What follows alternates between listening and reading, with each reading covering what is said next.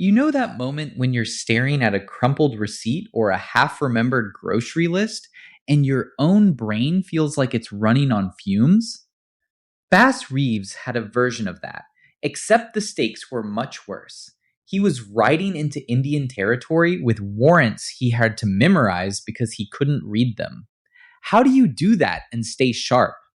That detail gets me every time.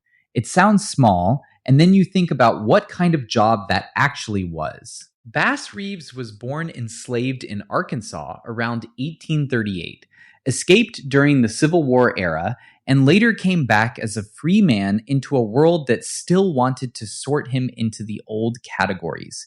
Instead, in 1875, he was commissioned as a deputy U.S. Marshal under Judge Isaac Parker in Fort Smith, and his beat sprawled across a frontier so large and so thinly policed that the federal court was trying to hold the line almost by force of will. That's not a side job. That's the kind of assignment where one person's judgment really matters. And Reeves seems to have been unusually good at it. He worked through Indian territory, across parts of Arkansas and Texas, using disguises, memorizing warrants, and moving between communities, with help from the indigenous languages he had picked up along the way. The famous numbers are huge. More than 3,000 arrests, with contemporary accounts also crediting him with roughly a dozen to 20 killings in the line of duty. But the important thing is not the exact count. It's that the record describes a man who kept bringing people back alive in a place where that was far from guaranteed. That's a very specific kind of skill, and honestly, a very specific kind of headache. The story that really stops me, though, is the one about his son. Reeves is reported to have arrested him on a murder warrant. No flourish, no neat cowboy music, just a father and a lawman in the same room, and the law winning the argument. That tells you more about the man than a dozen myths do. It also explains why his reputation hardened into legend so fast. People saw someone with discipline, restraint, and a moral code under extreme pressure. That's where the Lone Ranger rumor comes in.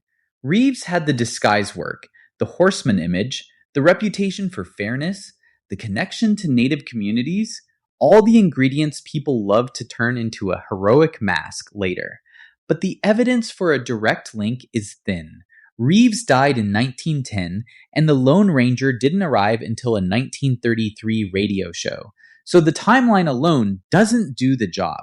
The story is not this fictional hero was definitely based on Bass Reeves. It's more uneasy than that.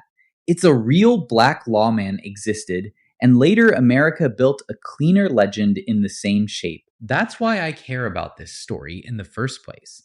Not because it's a trivia win, because it shows how history works when people get lazy with memory. A black man can do the hard, dangerous, morally complicated work, and then the myth machinery can slide in afterward and leave the name out.